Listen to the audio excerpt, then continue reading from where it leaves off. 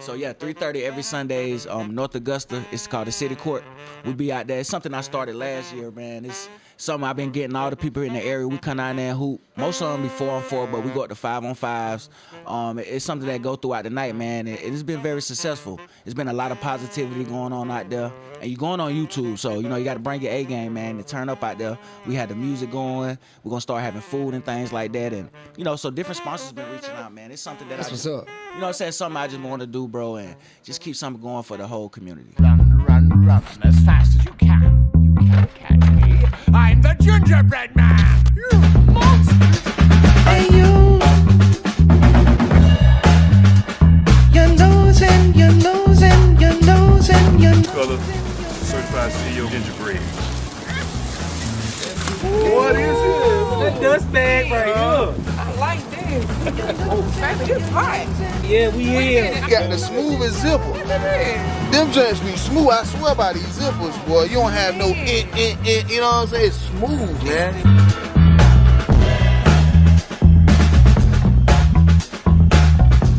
Daddy got that big air, a friend, her mommy home, oh, the family chairs.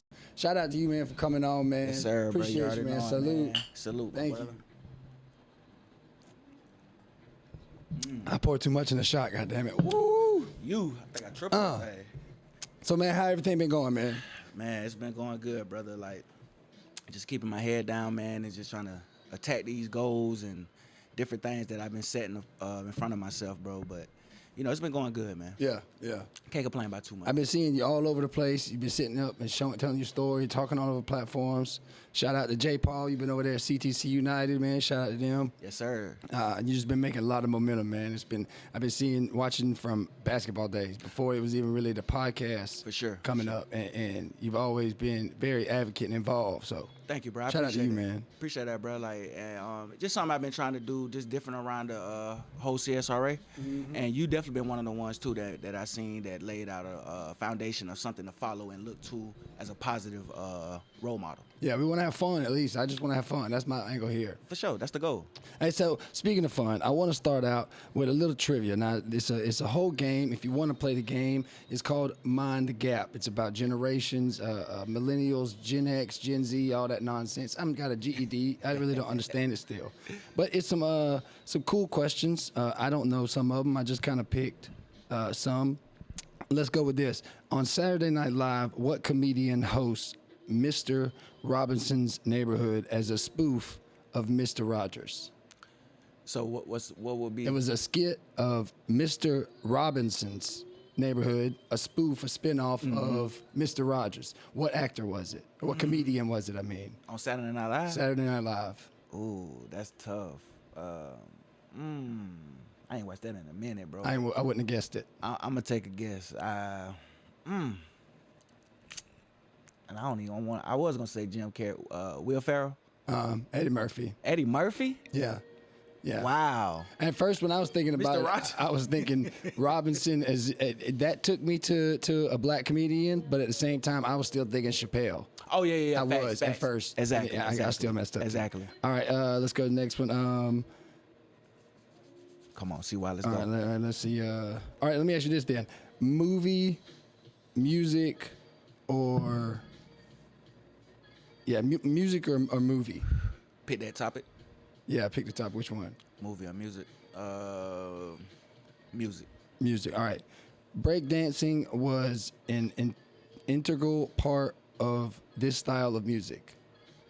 Integral. I can't spell good, y'all. I'm sorry. And breakdancing was an integral part of this style of music. Hip hop. That's what I'm thinking. Damn right. I'm about to say, come on now. Some of them is easy. It looks like. I would have failed the culture. What does it mean to diss someone?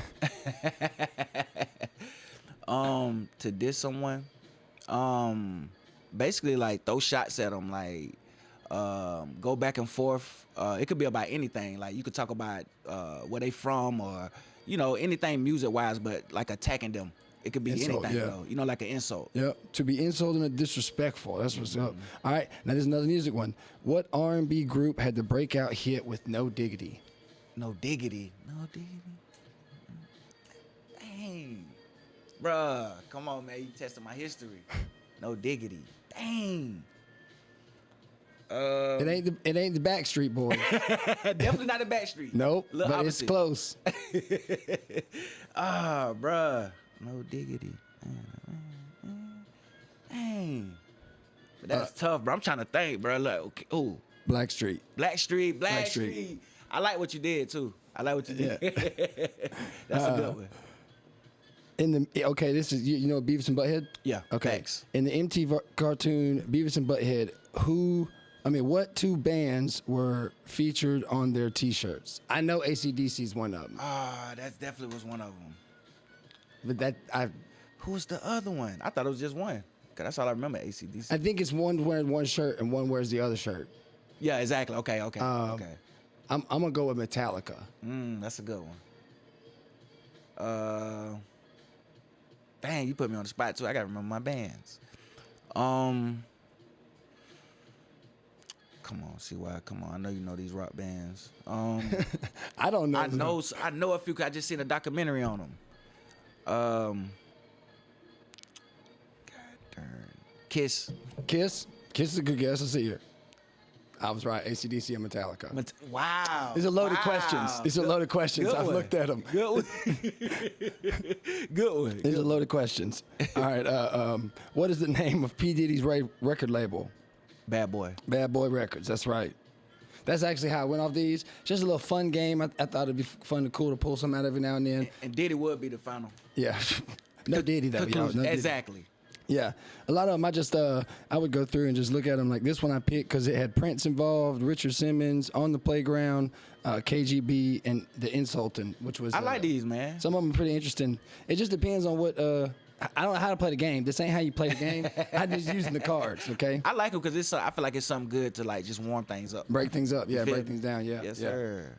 So speaking of warming up, how is it warming up to interviewing the ladies? Because I've watched you grow the podcast, the episodes. I've got 1, 2, 3, 4. In the last 5 episodes, it's been ladies. Yeah, exactly. How has this changed up being interviewing the women? The process? Yeah, how's that process? It's been a little different with women because me and J. Paul talked about this too.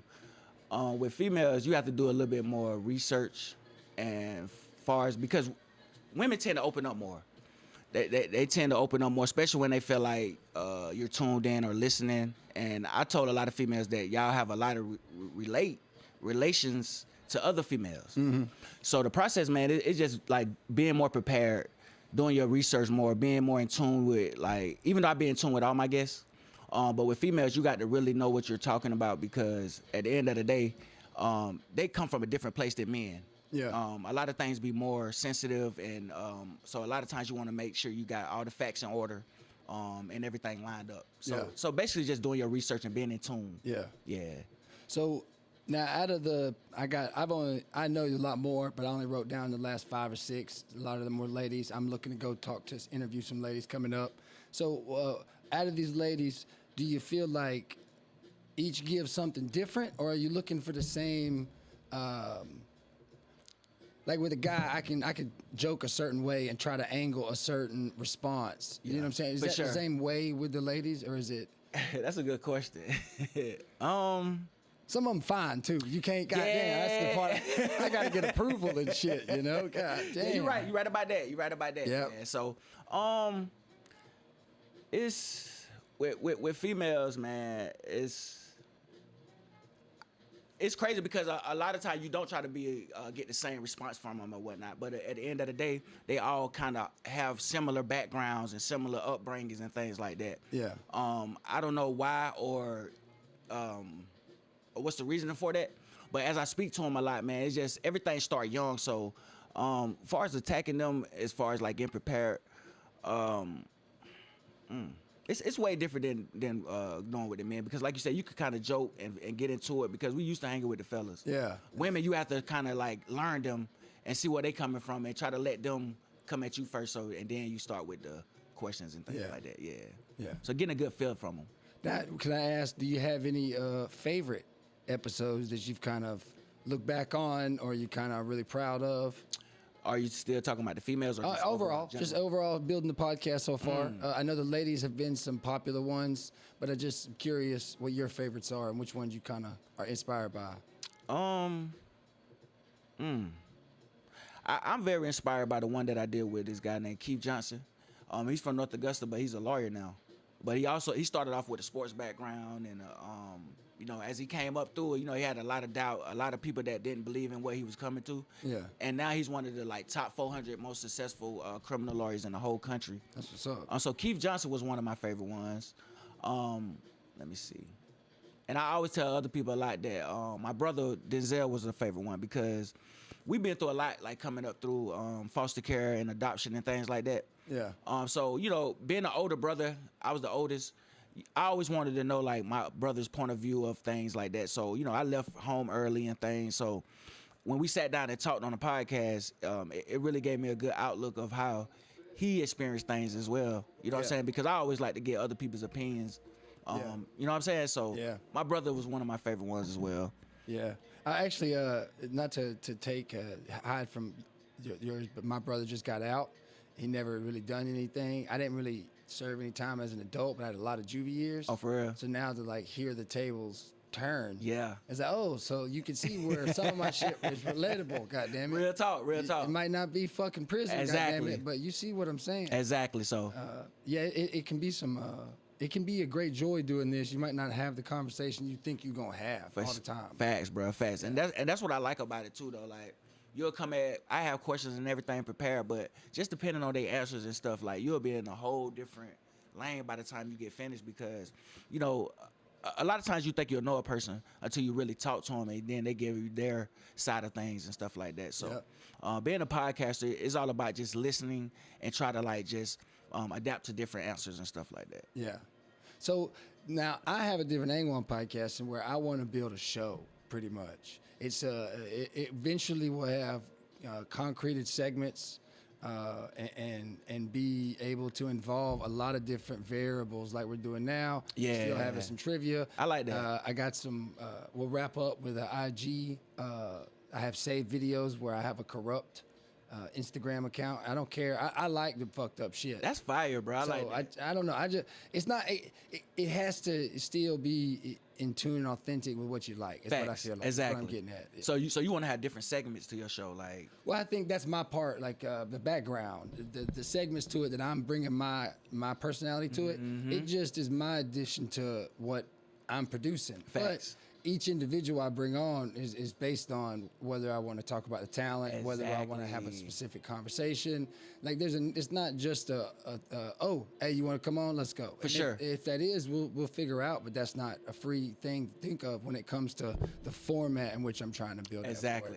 Yeah, it's too much work for us to do not to continue to not say it's got to be my way, Maine's way.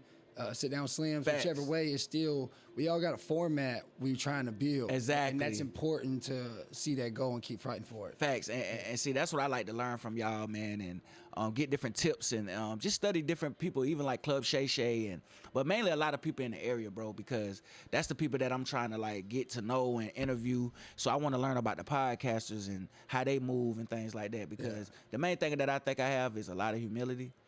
So I always put my pride aside and just learn from other people that's doing the same thing I'm doing. Yeah. You know what I'm saying? I love it, bro. And I also want to add segments to my show too. You know what I'm saying? I want to, cause I'm a big sports guy and stuff like that. So I want to have like first take, like early in the morning. We have my it'll be with my name on it, but just a little 30-minute sports segment. Yeah. You know what I'm saying? And then do my podcast stuff later on. Then add little things that comes with my personality as well. Just how comedy is with yours. You know what I'm saying? But let me ask you this. You saying that, have you ever thought about trying to rally up material at the court?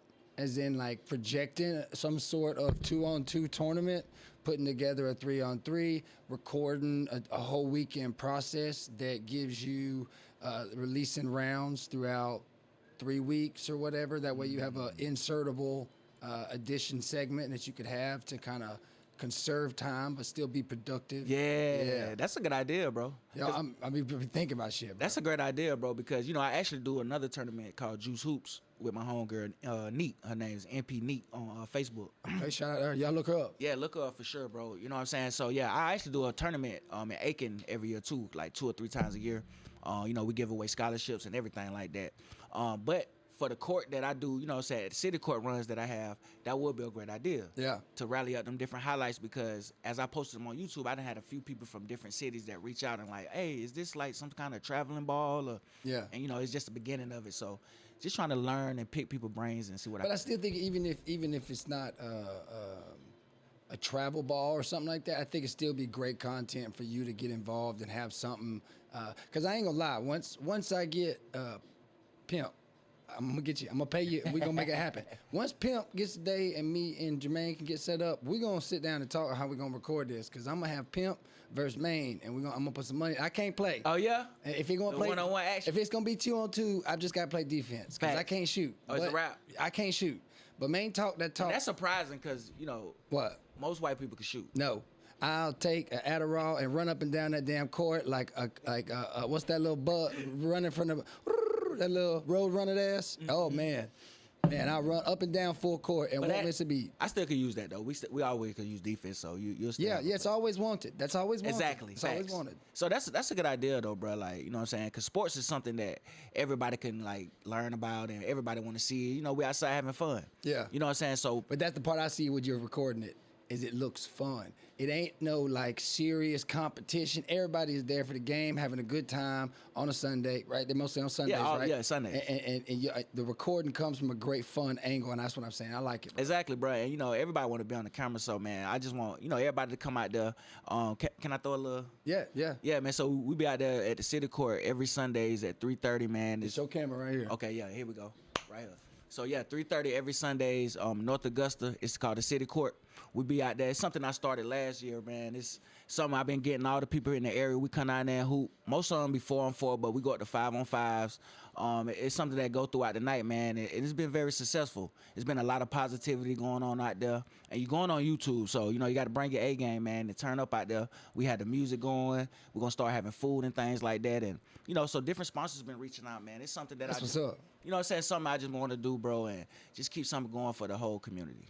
Yeah, that's what's up, man. Shout out. And that's cool, man. It's in North Augusta, too, right here at home. Facts. It's right on the corner. Exactly. Man. In the middle of everything, really. And that little kid, they upgraded that playground, too. So if you got kids, don't make it no excuse. I forgot about that. Yeah. Exactly. So, you know, it's kid friendly. Yep, For kid sure. friendly. And if you like tennis, you got a tennis. They had a little trail back there you could walk, but I don't know if they done finished the construction on it. Exactly. But it's I nice. think because of the storm and stuff. Yeah, but, they messed up that building. but yeah, facts. It's very nice, man. So y'all come out there Sundays at 3:30. Hey, man, that's what's up, man. For sure. Look, we went out there the other weekend, me and my kid. And It's a good vibe. Yeah, we was looking for bugs, though. We bought one that's just 2 years old. We was looking Yeah. for bugs. Yeah. I took him down to the creek. I about to say that's the place to go. Nowhere. Look, we left the park. I'm talking about we searched the park, underneath tree logs, everything. It just was no bugs inside. But see, that's why everybody like going there because it is no mosquitoes. No, it ain't bad. It's terrible. It ain't at all. Like that's why we go out there. So yeah, I could definitely believe that. Yeah, it looks great. The only thing I did see out there was a big ass turtle one time. Oh yeah, you gonna see that? I seen a big ass fucking turtle out There's a there. few creeks Yeah. right there in the back Let me see what my next question will be. for sure. Okay, can you walk me through some of the processes of preparing for a certain individual or a challenging episode you had to prepare for, and kind of tell me how it was preparing for such challenge episode? That's a good question, man. I ain't gonna lie, bro. Ever since like my first, but I would say my first couple was my most challenging ones. But ever since then, it's like I'm born for this, bro. It's like the process. I done simplified the process basically. Like I done found a lane where now all I got to do is see a few pictures of somebody, you know what I'm saying, and then I might go look them up. Well, it depends on who they are, really, because a lot of musicians like they have a lot of hitting things that you didn't know they achieved and stuff that you really have to go dig for. Yeah. Not even achievements, just any kind of like history with other rappers or who they may started with, another label, anything. So I might have musicians are my tougher ones, as far as like doing research and things like that. Because a lot of times like I feel like I did my research and then when I get on the show, they'll be like, yeah, but you know I did woo woo, and I used to work with such and such, and I'm like, wow, I didn't know that. Because Yeah. a lot of stuff, it won't be on the Won't surface. be on there. You got to really go You back. got to go get it. You got to know go what I'm really saying? deep. For sure. So I would say musicians would be my tougher people to prepare for. But I would say just at the beginning, man, was real tough because it was just like finding your niche. Yeah. You know what I'm saying? Or how you want to prepare and stuff like that. So, but I done found a groove. Is there a particular adjustment you've had to make from the beginning to where you are now? That you talk about finding your niche, but what kind of adjustment was that you have to make? Yeah. The main adjustment was letting people talk. You know, I'd be so eager to like get the other question out or not wanting to forget that question that sometimes at the beginning I used to I talk over the guests.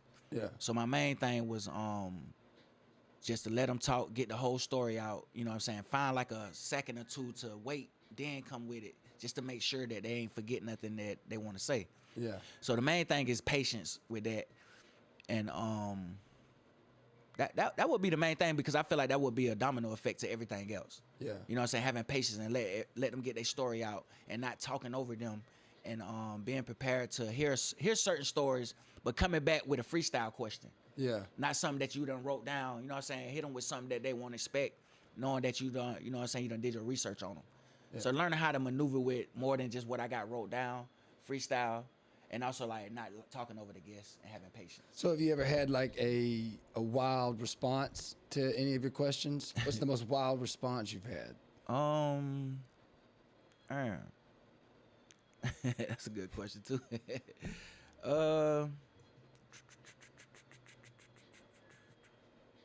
I would say two of them. I don't know if they would be that dramatic or whatever, but one of them was when I interviewed Miss Shaquanta Callis, I think that's her name.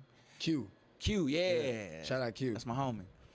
When she said she was growing up, man, she said she went to over 50 different foster homes. Damn. So that was surprising to me. Like I didn't expect to hear that. Like, cause a lot of people I ain't gonna say because a lot of people that's successful been through a lot of situations like that.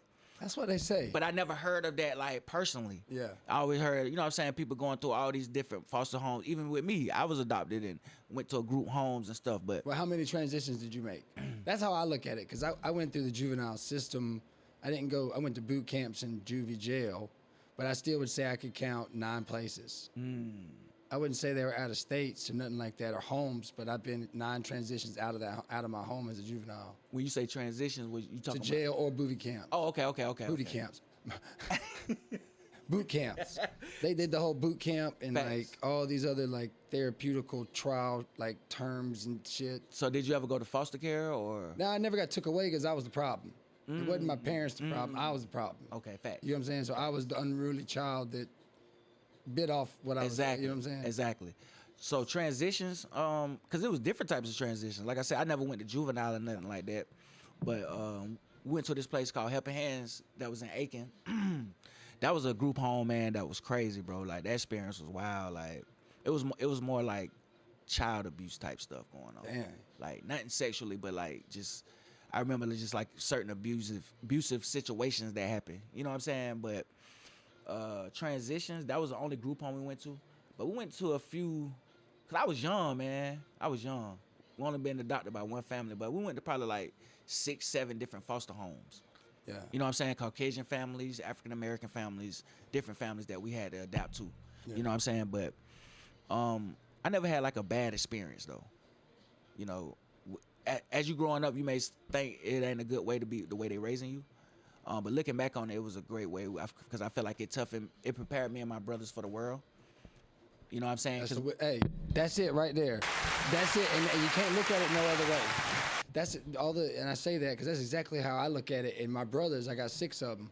We all did our own bullshit, and if you don't man up and move past it and see what it's teaching you, you're not going. It don't matter about it. Is it the same situation, motherfucker? Exactly. It's like what you learn. How can you take this further? Exactly. Don't compare situations and stuff like that. And Yeah. who got treated the worst or who. Yeah. You know what I'm saying? Because growing up, everybody different ages. So you might caught your parents at a certain age where they was nicer to this brother than who it was. But your brother take it out on you maybe late on in life because he was the one that got treated worse. No, he won't. You know what I'm saying? No, I'm just saying certain situations. I'm the runt. You the runt. Yeah. So you experienced it. What? Order from them? Yeah. Facts. Well, we all did. Exactly. The youngest is a cop though. He didn't get none of That's a it. fact. That's and a fact. he walked into a world that he thought, well, he's still in it, but he's the baby. He didn't get none of the sides we got on both sure. ends of the stick. For sure. So he was the golden child. For sure. For But sure. yeah, when it comes to the runt of the criminals, yeah, I'm the runt. I was the runt.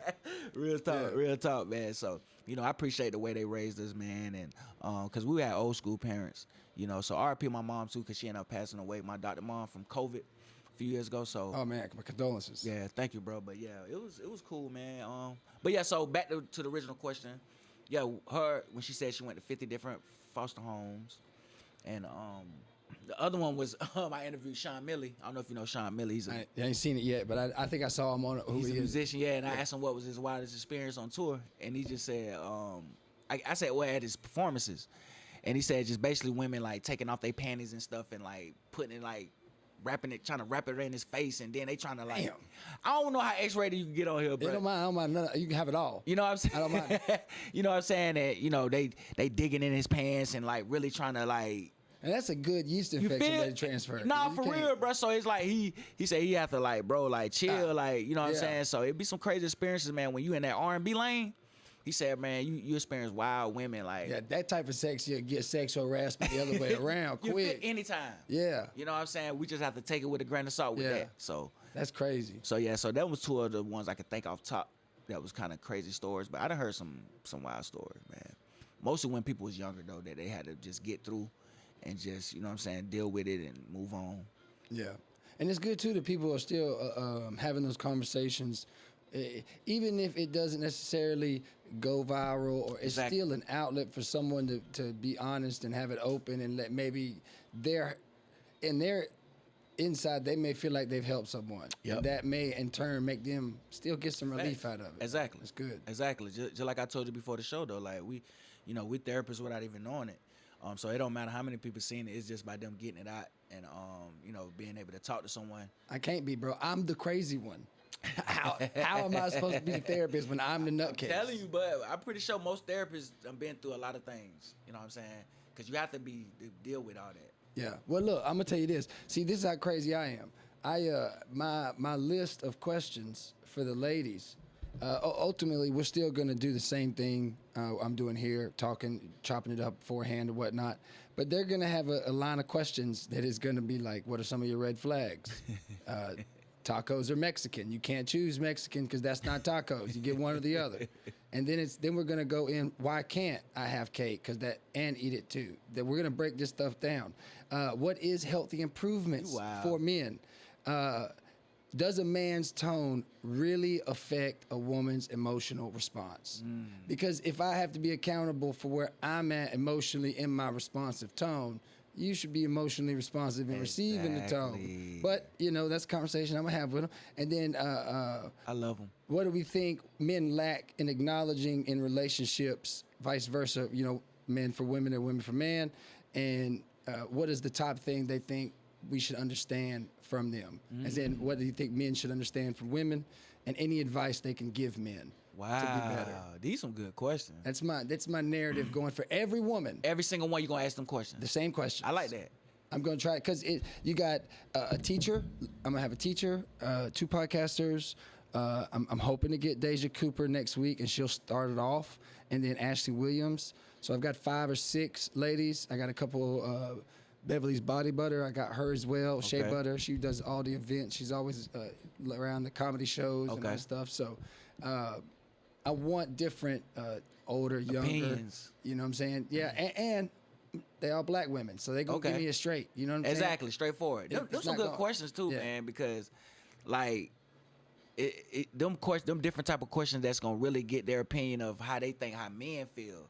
Like, you know what I'm saying, or what they think we need to bring to the table, or you know. So I like them. I like them questions because I think them are questions all men want to know the answer to. Right? Because if I'm gonna deal with it and I can't get nowhere here with it, I got to find some way else that's gonna answer that question for me to be able to deal with it. That's what I tell like a lot of women. Like, you know, a lot of men probably cheat or whatever or step out. You know, not saying it's a great thing or excuses at all.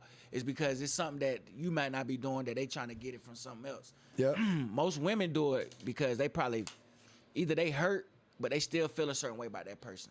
Like they gonna feel a certain way about whoever they finna to go step out with. Well, they say Emotionally. I've heard a phrase where, and this is not a conversation, not women. This is just a good faith conversation of just man to Oh, man. yeah.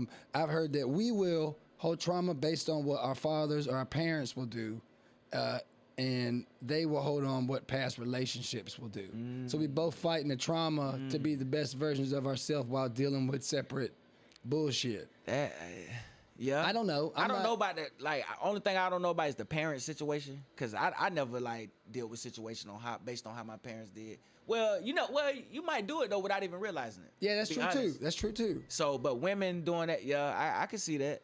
I feel like I've gotten more shit for being who I was in a relationship Facts. by some opinion of a past thing than what we thought we was on the same page about versus. Bruh. But at the same time, I can admit that my own bullshit with my past family trauma gets my mouth in a lot of trouble sometimes facts. too. So. Exactly. And I definitely experienced as far as like women comparing something from the past to what it is now. Yeah. They always bringing up and comparing you to the old or whatever. And I understand it because it's kind of like them having PTSD from relationships. Like, it might sound crazy because PTSD you really only normally compare with military or stuff like that.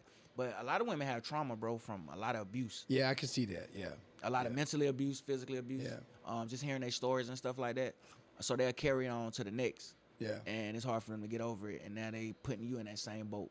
So Well, let me ask you just as one question. Just Not man to blaming man. them at all, 'cause I understand. I don't want to. I only. I don't believe tone can be received without intent. That's the one argument in relationships that I feel like cross too many lines. That at what point, if you're not allowing a man to express those fumes at some point. Not every man gets to go to the gym. Not every man gets to have sex with his wife all the time. Not every man gets to go run, gets to have an outlet. Some men are pent the fuck up. You know what I mean? And if they don't have a way to let out some of that steam, it's gonna come out in their tone. That don't necessarily mean they trying to be full-fledged aggressive. Exactly. So there's a narrative there that I'm curious about because I am a loud individual. And I do get caught up in certain situations at work, certain situations, relationship in the past, where my tone fucks up a whole good thing. And it's like, well, fuck it. Now you just showing me the signs I was supposed to see, but we here nor there. I do think, though, that the male tone is a misconception, but I also think that some men use it in the wrong way to where I think they overuse it.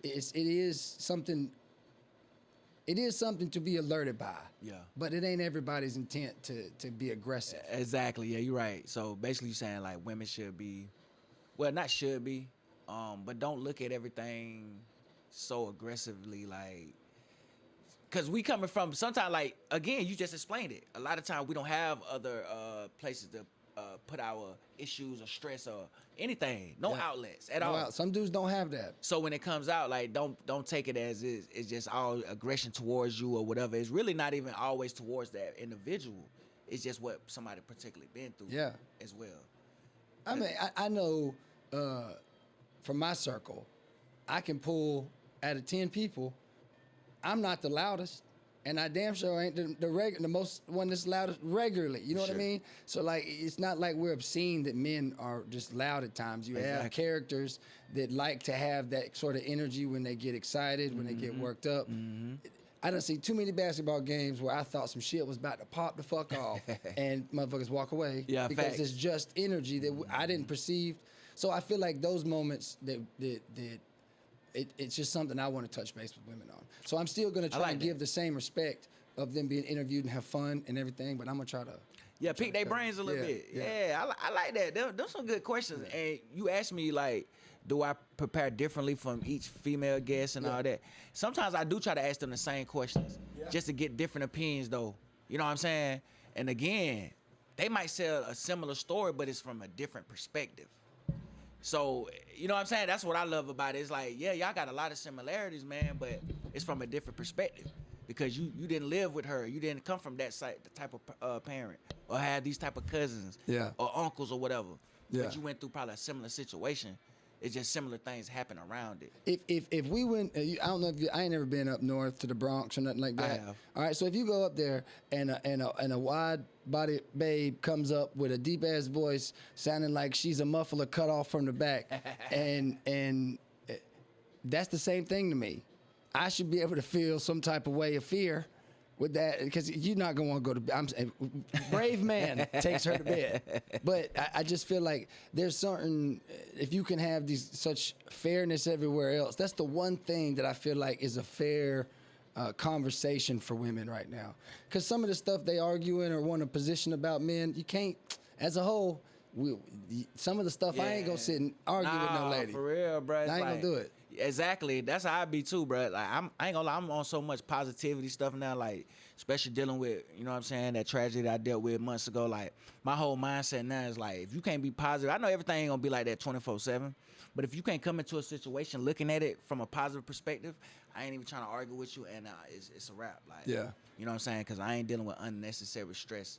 You know what I'm saying? And so Speaking of mental health, what are you doing nowadays to keep yourself focused, driven on a goal, keeping yourself still humble, still aware of what you need to build and bring to the table? For sure. Keeping yourself supported, Yeah. keeping yourself developing. What sure. you doing? How you staying up with it? Well, I want to some that may not know or something, because I want to talk, you know what I'm saying, give them a start with what we talking about, basically. You know what I'm saying? Because, you know, I had a tragic situation that happened to me back in July the 31st, losing my fiance. Very unexpected, probably the worst tragic, well, it is the worst thing that ever happened to me to I this can't day. imagine, man. You know what I'm saying? And I'm still dealing with it now. You know, I tell a lot of people I hide it with a lot of smiles and laughter and whatnot, but at the end of the day, it's still in. Because we was together 15 years. My best friend, the reason that I'm doing the podcast now. Yeah. So, you know, she was my other half. Person that stayed on me, like, I wasn't gonna do this. Like, she was like, "What you doing? Like, you wasting your talents." You know, I told this story on More Than a Masters, but I want to let your fans know as well. She was like, "What you doing, man? Like, you know, every day you letting it." Because I was on sports though. Like, she was like, I'm like, "What I'm gonna do? Like, I can't just go to First Take or ESPN." I remember the post. You know what I'm saying? Yeah, she was on your ass about it. She was on me, so, you know, that was like just basically a lot of manifesting and stuff like that. And so, you know, one day she just bought me a tripod and bought me a backdrop and a few other things that I needed, you know, and we just went from day one, bro. And now, you know, sometimes, you know, with kind of whatever success that is coming for it, because I was always told to enjoy the ride up Yep. to wherever it's going. So now I kind of have survivor's remorse, because she was the person that I wanted to. These are dreams that we had together. You know what I'm saying? Yeah. So now, basically, you asked me how I deal with it. So now I done got closer to God, bro, and just trying to understand what's going on and find my reasoning and my purpose, because she was big on that spirituality and stuff. So I know she's at peace right now, and just trying to get more in tune with the spirit and not get so used to the body, and get my whole mindset different, bro. Yeah. You know what I'm saying? So that's why I just been busy, head down, tunnel vision. Just trying to reach out to people and be humble and genuine, because, you know, that's what she was. Yeah. And so I want to carry on that legacy and what our dreams is, and just keep this podcast going, man. Provide that image still that she saw. Yeah. So That's what's up, man. for sure, bro. Now, how does it feel still chasing the dream alone? And I say this trying to be humble. My wife left yesterday. I've had the house to myself. My brain is like, I got to do something. I got to do something. There's nobody here to talk to. I can only do so much work. So it's not relative, but it is relative. How do you keep yourself, how do you keep the busyness going to not fold into the depression? How do you not, you know, fall apart? I know that you got support and you say you find them, but I'm curious as a man, how you keeping yourself from going into a flunk that you know you don't need right now, and you know will ultimately be not necessarily a downfall, but it's gonna hurt you more than it's gonna help you. Oh yeah, facts. Yeah, how you keep yourself out of that state mentally? Man, to be honest, there's no explanation for it. Like, I can't even describe it. So the only thing I can say is God. Like, So just my mind is constantly running. Like I'm constantly trying to come up with ideas, man, because I don't want to get into that mindset of just landing and the memories just coming in and just thinking about her 24/7. Yeah. Even though that's coming regardless. So my mind just always constantly just trying to figure out. My bad, bro. You're good. You know what I'm saying? So just constantly trying to figure out and brainstorm different ideas and things like that, and stay busy. And my kids too, like they're the number one factor in keeping me going. Cause we had 2 kids together, and so they lost a mom too. So I never been the type to be selfish, and so I always try to put them first and see how they feel at the same time. And I don't know, bro. Like I feel her every day. Like I know it might sound weird, but I see signs that she's still here, and I guess it was just the connection that we had. And I don't know, bro. I don't have an explanation of how I keep going and stuff like that. I just try to stay busy and find different tasks to attack. I just see the consistency of positivity you keep putting out. So I'm just curious from that angle. I don't know if I could hold myself together that long. Man, It's you're doing a fantastic job in my Appreciate it, mind, bro. from my perspective. Appreciate it, bro. Obviously, it's difficult tackling a parent and on your own and doing all that you're doing in itself. Podcaster to podcaster, what is it like dealing with some of the stresses along with everything else of podcasting? Because podcasting itself is a stressful thing at times. Yeah. Requests and ideas that don't never fall through and so forth and so forth. How is it stressfully managing all that? You talking about like just life and managing a podcast? Well, we already talked about the life, but the podcast itself podcast in general. it still has its own stresses Exactly. and how that is Separately. It does get stressful at times, but like I said, I love it so much, bro, that the only thing stressful about it is the business part of it. You know what I'm saying? Yeah. But doing the podcast in general and preparing for it is easy because again, I feel like I was born to do this, and I know you feel probably the same way, bro. It's something that like it's starting to come easy now. Yeah, it's easier. You know what I'm saying? Yeah. So, but it's just the business part of it that probably be more stressful with it. Mainly with people just basically, I understand like as you building a business, you have to basically let people, how I want to word it, basically let them know that your platform is worth either supporting monetization wise. Yeah, see the vision. Yeah, see that vision, because at the end of the day, we still got to like build. Yeah. You know what I'm saying? So seeing just that part of it, because I'm not big on money. Like I never did this for money or none of that. Yeah, same. But at the end of the day, that's when anything somebody start, like as success come, you got to start thinking family wise and things like that. And time worthwhile. Time what I'm worth-wise, seeing. what you put into Yep. it. So just getting your worth. So basically, just dealing with the ins and outs of that, the business part of it. And you're doing a lot of networking with different establishments, artists. You're networking in different scales than most podcasts are around here. I mean, don't get me wrong. We got some high people on certain platforms, but I think you're consistently working with so many different networks, so many different people.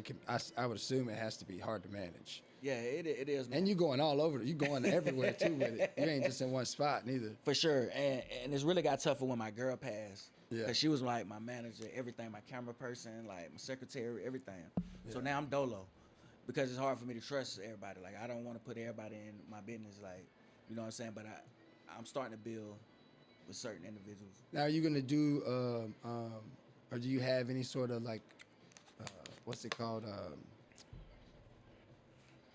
Do you have any sort of memorial thing you're gonna do moving forward for your? Yeah, You I got a few ideas, man. I want to do for her. I'm definitely gonna dedicate the whole basketball thing in her name, as far as like giving back, could be scholarships or anything. It's a few things I want to honor her with that I got coming up. So yeah, I'm building something that I just been. It's been an idea, but as far as when it come together more and more, I start to put it out there. Yeah. But yeah, I definitely gonna like everything.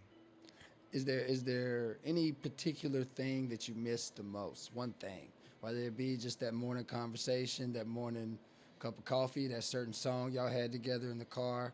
Is there one particular thing that you really, as a person, not necessarily as a parent, but just partner to partner? Damn, bro. It's a lot, man. Man, I know it's cliche, but it is the conversations. Like we talk. That was my best friend, bro. Like I can't even explain it. Like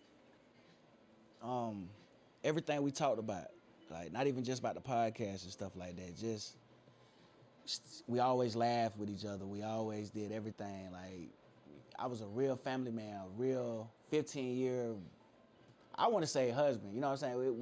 We was engaged. You know what I'm saying? But we was one, bro. So just the conversations, the everyday, her spirit, her whole energy, bro. I never experienced nobody like that. Like she still had that side where she's a strong woman. You know what I'm saying? Yeah. Strongest person I ever met, physically, mentally, anything. Like she never did anything inside. She outside. Like I had landscaping companies, detailing. That was my partner. Yeah. Like, you know what I'm saying? I'm coming outside one day, she done took my whole door apart, put a whole window motor in, you know what I'm saying? And working on my thermostat, trying to do that. So she was different, bro. So just everything. I can't explain just one thing because there's so much. Yeah. But it was them conversations too, though. I think about it from time to time.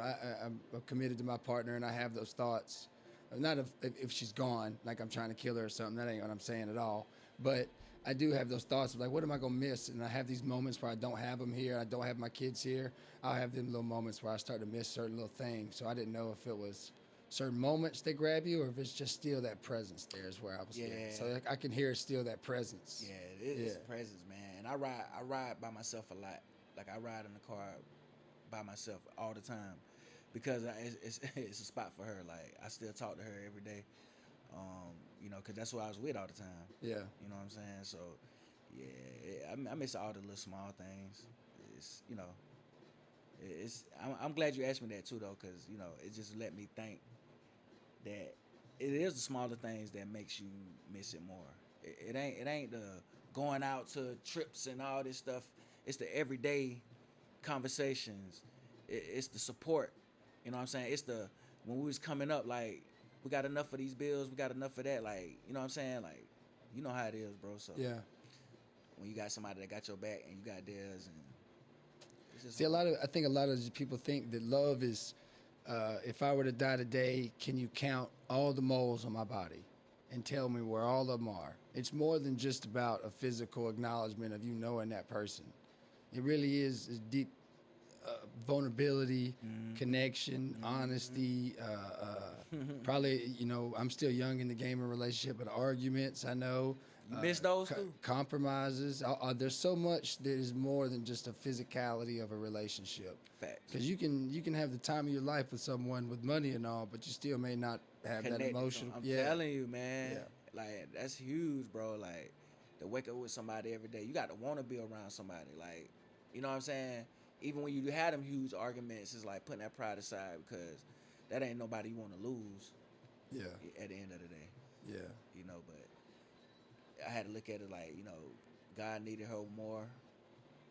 It's out of my hands, and I never blame God.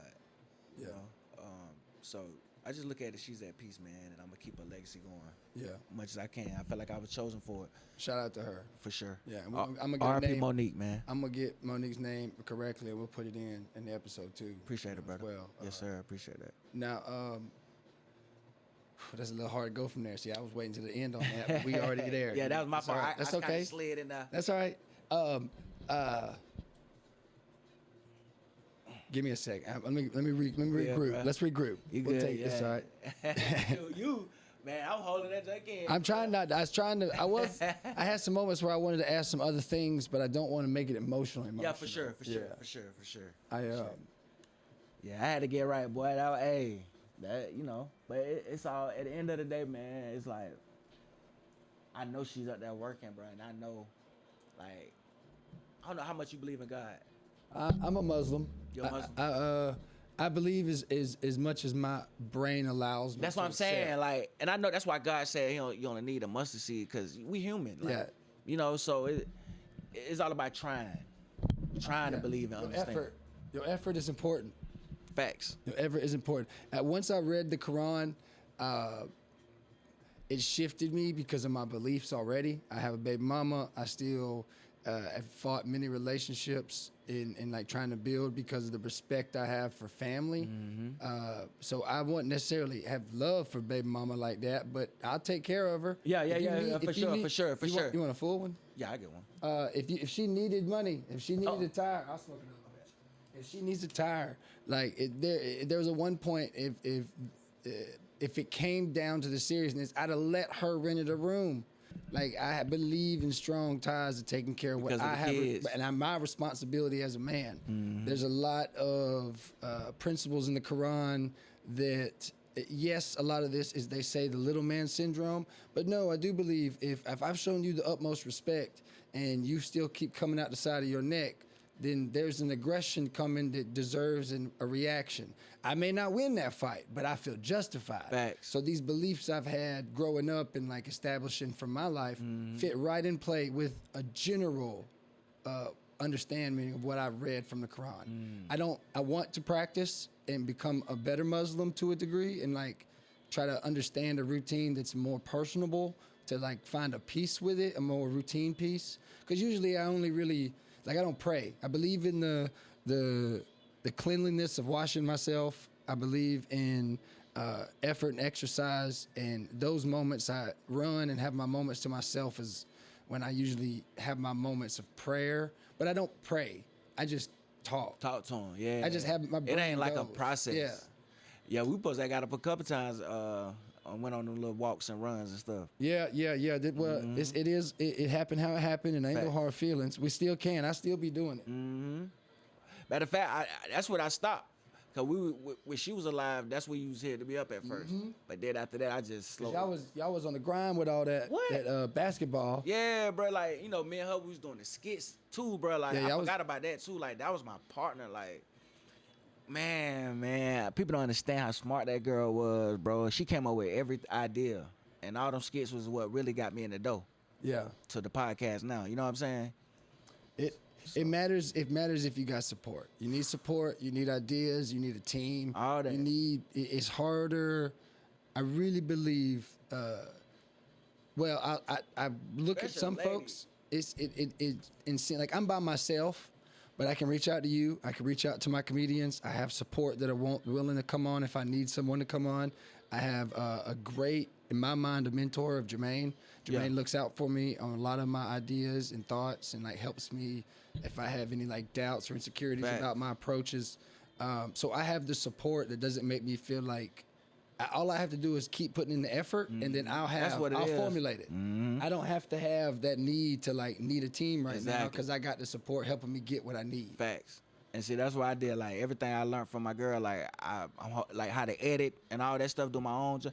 People like, bro, how you do it? Man, she taught me all that. You know what I'm saying? Yeah. That's why people was telling me like, she did her purpose. You know what I'm saying? Her purpose was to prepare me or prepare, and I ain't want to take that because it's like, nah, that ain't. I don't feel like I should have been her purpose. Yeah. And she just go. You know what I'm saying? But But you don't know. You don't never know. You man. never know. You never You know. never know. That could very well be. You That never could be know. a good. That'd be a good way to look at moving forward with a purpose for her. you know what I'm saying? That's great. Cause she died in my arms. Like I was there. Nobody else. Yeah. Me and my son. How man, damn, how was that? I mean, I didn't had it happen, but not on a personal level like I that. can't, bro. I'm going to therapy now for that. I can't even imagine talking out like really expressing that moment.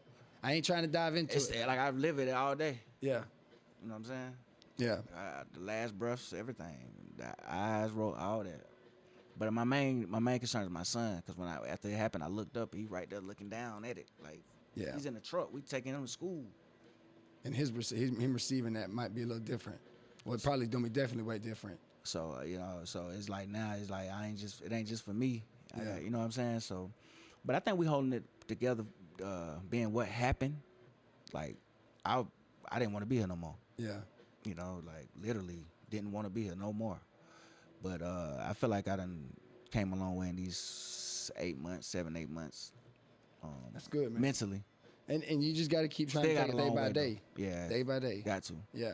Can't rush nothing. Can't overskip nothing. No steps. Now I want to kind of transition. Monique, shout out to her. Now, do you think she'd whoop your ass in a fight?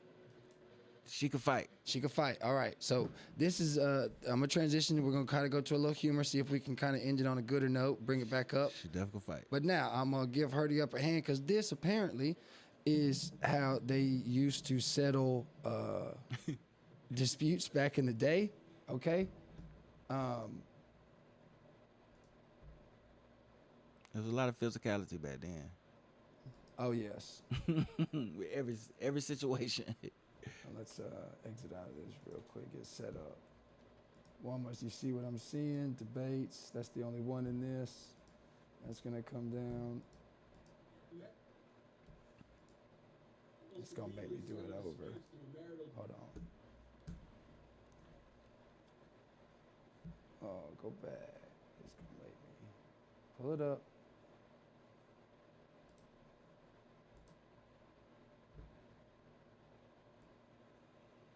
These married couples.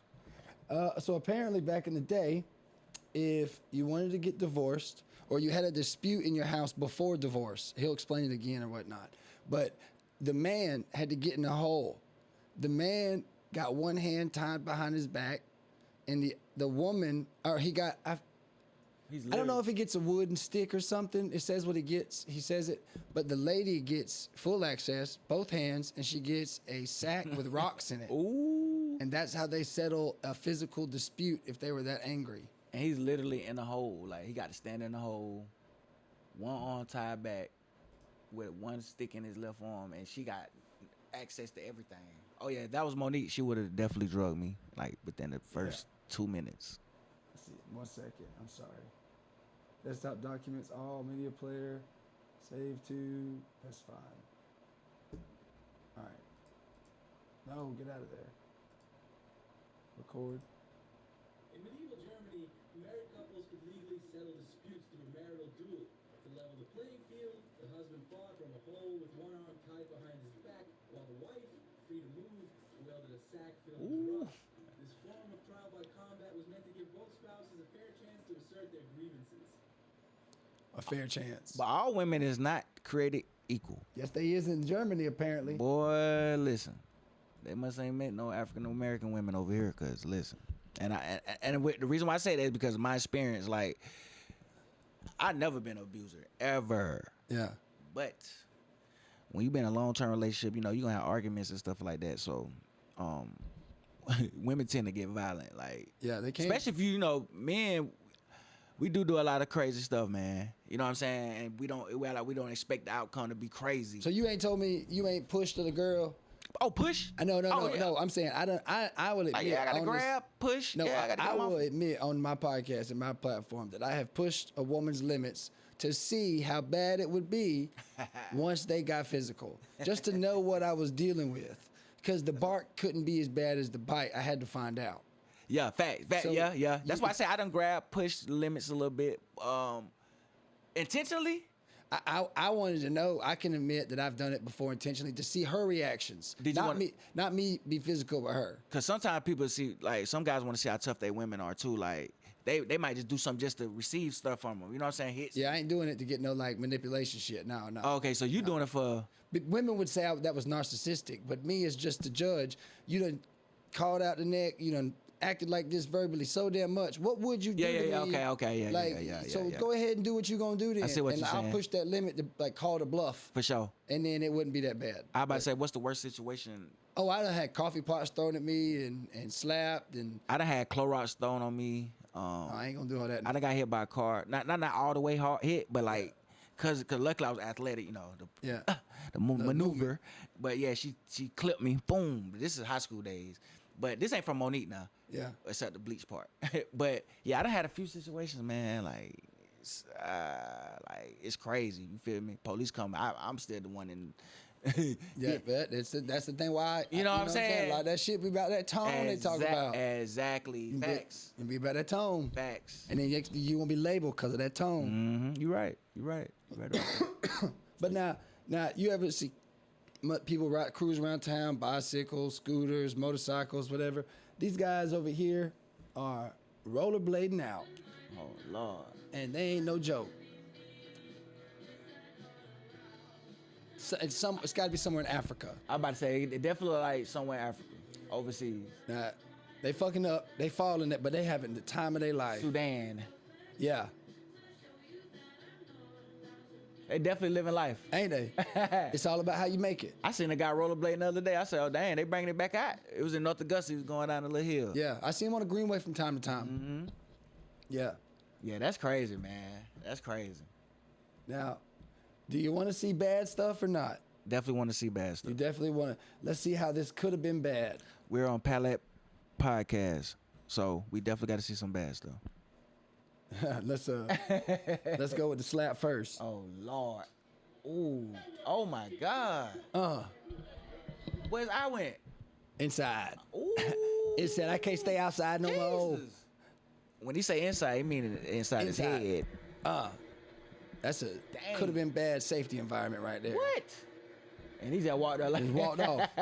And he just walked off. Man. Yeah, Oh, yeah, he definitely broke a few limbs. that's white dude for you. That end one looked like he was out of there. I'd have done this shit too now, trying to scoot to the edge real close and shit. You done cliff dove before? Yeah, well. Cliff dive? Well, you from North Augusta. Definitely. Hold up. Oh, yeah. Oh, yeah. Jesus. He hit that judge umpire right in the fucking head. God dang. See, that's why I didn't play baseball. Yeah, I ain't fucking around no baseball. I can't play it, bro.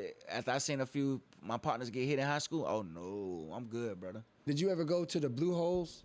Any out here in the valley? Oh, I don't think so. So they had the Blue Holes. I come up here for like 1 year of high school, and anyhow, I found out about the Blue Holes. They dig the clay down or whatnot, but you'll have a cliff that's 3 stories, 4 stories, and the water will still be, pretty deep. Now you get stuck in that clay, you got to get out of it, but Clay, where? You're talking about right in the water. Oh, you get stuck in there like Yeah, cause like 2 fatter people, bigger people that hit the water from the jump. Like you have to choose.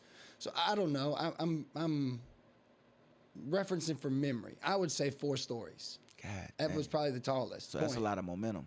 Yeah, but you got to make it out too. See how they sliding down? They might have thought they got to an edge. They might have and got You gotta jump scared. out. Yeah, and if you don't jump out far enough, you gonna get like the dirt and the clay that's not necessarily deep yet. And they say some kids have died out there from doing that shit. But that's as far as I've jumped off a cliff. I ain't never been nowhere. Yeah, for I sure. never got to experience no Yeah. rock climbing or no Oh, for mountain. real? I mean, other than for the boot camp shit, no. Okay. The boot camp, the most extreme things I've done is we hiked a third or a quarter of the Appalachia Trail through one of these boot camps. It was like one of their rewards. And then we kayaked the whole state of the Georgia's Altamaha River down through the Okefenokee Swamp and all this. It was like a 2-week kayak. 2 weeks. Yeah, 2 weeks worth on the river. So y'all camped that. Oh yeah, when we was near the Okefenokee, we had rotational like watch for the alligators. They was on our ass. Ooh. Yeah, 2 days the counselors would like paddle around us in a circle to keep them at bay, so they wouldn't like catch us off Man, guard. that is crazy, bro. Yeah, That's yeah. crazy. So was that like you said that was camp? So I got. So the first thing I ever went to was a crazy house. They call it Laurelwood, and it's in Atlanta. And it pretty much where they treat like schizophrenics and all these things. I was getting diagnosed with like bipolar and ADHD and Yeah. all this emotional, like mental stuff or whatnot. I knew when I went in there I wasn't crazy. I was just angry. You know what I mean? I just didn't know how to control what I was dealing with and, whatever the case. Maybe I do got ADHD, but I just Yeah. didn't have no real good I don't think that's a structure. bad thing though. Like It's not, and I've learned how to navigate as long as I keep myself busy. If I lose focus or I can't walk away from the podcast, but so much, or I'm thinking about it too much, and I'm not involved in the household. You see what I'm saying? Yeah. So my brain's always been whatever it is, but I see how to manage it. But then I went from the pills and all this stuff. So my dad cut off the pills after that, and I went to an OTP program, outdoor therapeutic program, for a whole entire year.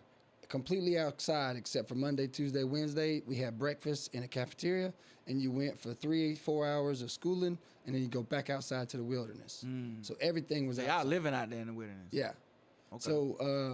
So yeah, you got to you would do certain tasks, earn trust with your club members, speak openly at camp, and do these certain therapeutic building shit. Y'all did a lot of in a different. hole. Yeah. Did y'all do a lot of different how I want to say, like activities, like shooting bow and arrows, riding horses, like camps. No, it's like, all right. This was like a This is like, it's still a boot camp. Like every day you had a task. You would like have to get up and rake so like my age group was 13 to 15. Okay. We had to build log cabins for younger groups with pine trees. And we had to actually figure out, and like the counselors helped guided the pulley systems and how to do all this stuff. But the labor and everything we had to do was the kids. It was an actual boot camp of like, so like one of the tasks you have to do to move up, you have like level 1, level 2. You have like 10 tasks to do in level 1. When you get to level 2, you got like 5 or 6 tasks to do. One of those tasks in levels 2 is they would give you a footage lengthwise and a footage heightwise, and you would have a width, and you would have to fill that area up with wood by chopping it within 2-something hours. Ooh. So it'd be like you have to have purpose to get, because you could get out of this place in 6 months. If you done the so you got to complete them tasks. No. But you don't have to. Yeah, I went year to year, date to date because I didn't. I served a full year in there because of that. So they had like, when you say you didn't, like, was it a group thing or like they had individuals? So you get to level 3, you become like they want you at level 3, so then you're showing an example in the groups. And then you get the transition home, and that's your like way out. That's when you're more group oriented because you're like actually trying to involve yourself as a leader. Well, level 1 and level 2 is like a emotional acknowledgement, and then like a physical action of like you still can have responsibilities. So they try to like teach at the same time. It's still, it is what it is, but it was good. For sure. And then you go from there to juvies and different jails left and right. Oh, for real? I mean, I don't call it, it's jail. It is jail. Definitely jail. The worst time I went to was Augusta, YDC. That was the worst place I went to. Oh, for real? Yeah. Just experience. Yeah. Experience my ass. I got my ass beat a lot there. Oh, other juvies or like counsel? Yeah. I mean, correction officer. I got beat up by a correction officer too. Damn. Yeah. Well, we already an hour in. So I'll say it again, the story. So I come from Crackertown, and like the N word has never been said with an A when I went to juvie, right? So like I've been in this boot camp, I've been in these certain places. I get to, I've been to other jails, right? But I'm in Augusta. I responded to a guy without the A, but still trying to implement that meaning of how it's used. Still a young guy from the country, right? Woo! The whole pod lit my ass up. I got wore out by the guards. I went to solitary. A lot of my time there was spent in solitary because every time I got out, I would get a lesson. And I learned that lesson the hard way.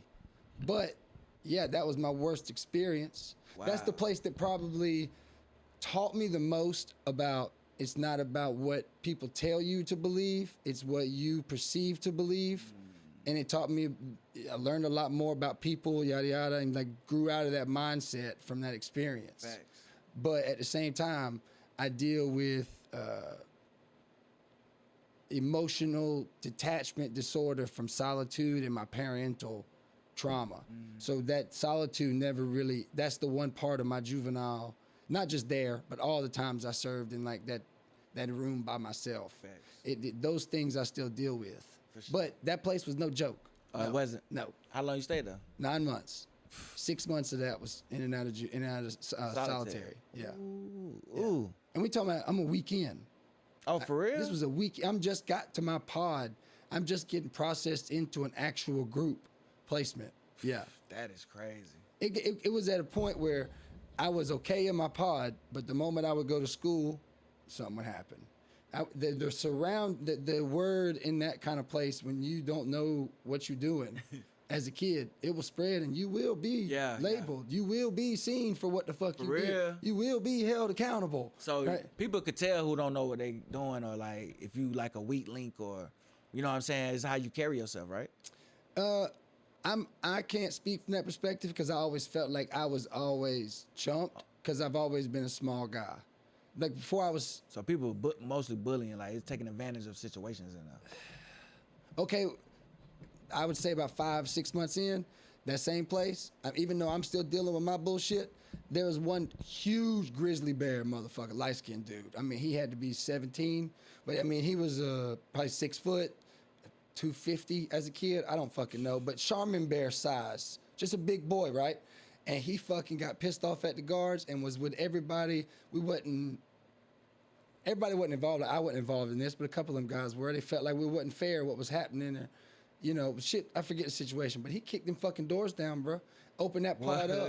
And Augusta Juvenile is a pod system where, like, you'll be a pod, I'm a pod. There's a pod in that part of the yard. There's a part over there.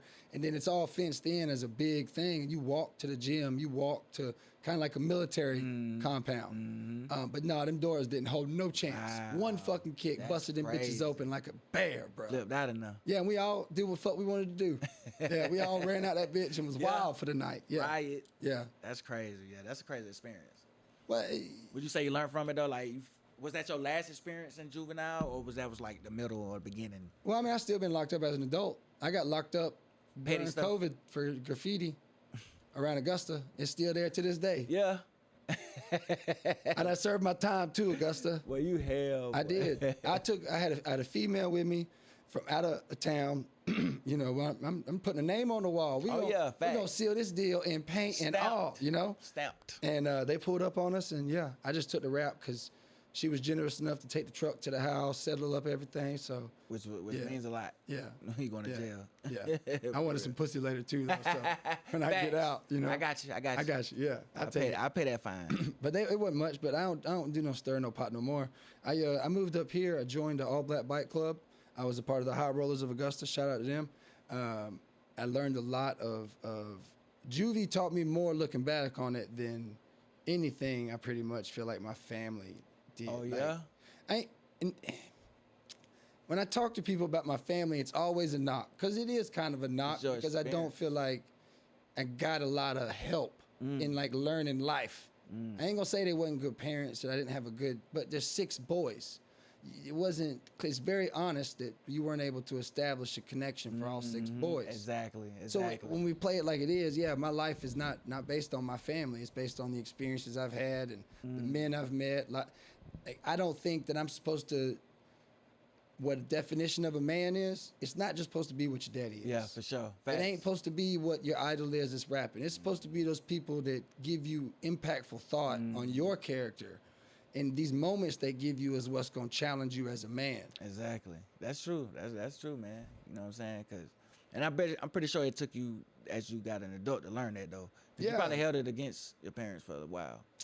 Well, my parents ain't that, like, they ain't the racy type and shit, but there was family members that were. So, like, that, I'm not trying to throw everybody under the bus like this. Like, my mom worked in the ghettos for a daycare in Athens, on the rougher side of east side of Athens. And I wouldn't say there's probably 3 or 4 teachers that were white. And not to say that no different, but even there, we got to experience the culture of Athens. You know, that Racist. no, not racist, just like love for black folks. Yeah, Like- because y'all was in the ghetto part. yeah, and we was in the country, but her job was in the ghetto. Okay, That's what I'm saying. okay, Like, okay. So when we come to work, Miss Evelyn, she's an older black lady. She cooks, so she treated us like we was her grandkids. Miss Gladys was a lady who watched us all the time when mom had to work over. You know, there's just so much is just impacted of people that I've met that I just don't discredit that input to my life. You know what I'm Facts, saying? facts, I'm not facts. gonna say my family sit and done all this to make me who I am when that's not really true. Exactly. I mean, but I like how you said it though. Like you was like 6 boys. Like it's hard to, you know what I'm saying, put every focus on each one every day. Yeah. You know what I'm saying? So it's glad that you are able to understand it, you know what I'm saying, from a certain standpoint. What makes me sad about it, if I'm honest, is my parents can't move past it. Oh yeah. So do they try to make up with the grandkids? Cause I get you know. It's difficult. I can't speak on that, but I'll say that we can't talk about our past with our parents. We couldn't explain or like want to know why or like have like a therapeutic conversation. It ain't gonna happen because there's so much resentment on their own actions. Like my mama tears herself to pieces because she don't feel like I should have went through all that juvenile trauma. For real. But to me, I don't look at it as trauma no more than it was. I wasn't supposed to think like everybody else I grew up with. I've found different ways and different things I like that I'm going to continue to figure out who I'm going to be. And I don't think I would have had that mentality without the experiences. going through all that shit. And I forget who said it. The worst thing you ever been through is really the hardest thing you'll ever go through.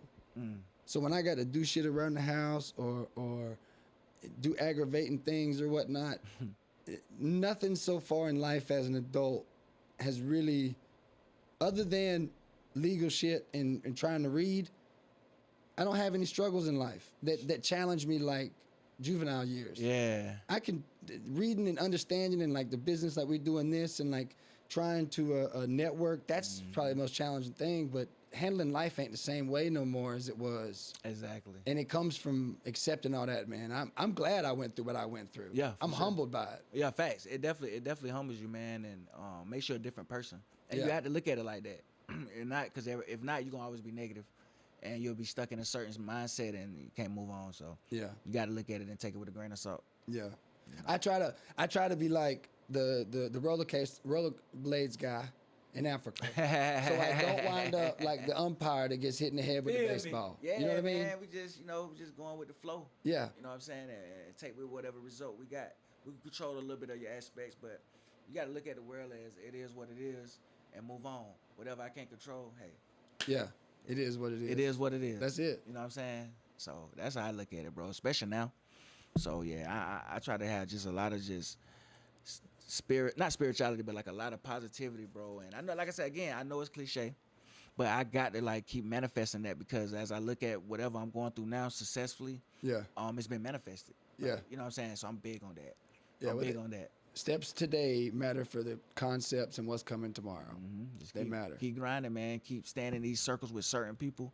You know, something gonna bound to happen. And whether it's us just building together or coming up with ideas, brainstorming, like, you know, everything happened for a reason. So Yeah. Well, speaking, let's wrap on this then. Tell the people where they can find you at and what you got upcoming for them to check out. I know you've been networking with the scene. I don't know if you got any more stuff you want to promote that way and give them a rundown of what they can look forward from CYTV. And we'll close out from there. for sure, man. So I'm gonna start with all my platforms. Y'all can find me at CY Young on Facebook, CYTV on TikTok, Instagram, as well as YouTube.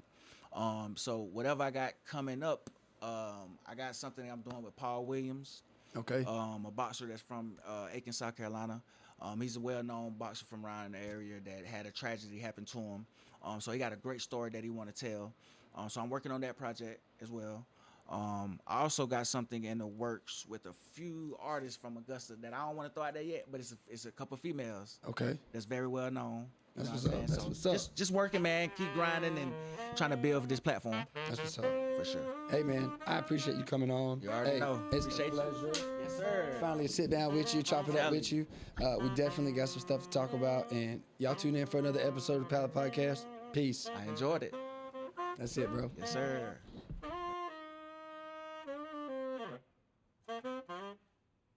Run as fast as you can. You can't catch me. I'm the gingerbread man. You monster. Hey you, you're losing, you're losing, you're losing, you're Color, certified CEO Ginger Bread. What is it? That dust bag right here. I like this. Oh, baby, this hot. Yeah, we here. Got the smoothest zipper. Them joints be smooth. I swear by these zippers, boy. You don't have no you know what I'm saying? It's smooth, man.